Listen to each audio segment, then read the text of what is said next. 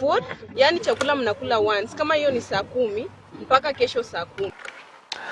Na boigo kerotogo tigana yo kumurekera nsemo yo bwaga chini gobone merobeli yo kumwaga chiro mu governor we county ya Siaya enyomba yaye ni gegendrete kubwatanze kolengana noroboti rokoro kibuna enyomba yo mu governor we county ya Siaya ni gegojikoira shilingi milioni 59 eliko nyara gokoro obwagachi wenyombe yo merobeli yo ni gebwatense bo chibogoko sebosyo bogokora korosi wa Kenya kwenyomba yo mu governor we county ya Siaya. It has taken some time for it to be implemented. So today, we have come to hand over the site.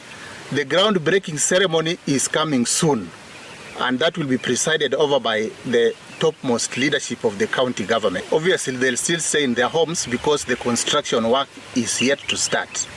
But as soon as it is finished, we expect the governor to move to his residence, and including the deputy governor. We will start some activities preparing the site, the site office, the roads going to the site, and many other activities that will enable us to start preparation for the groundbreaking. Duration, we are estimating it, if all goes to as per our plan, to take slightly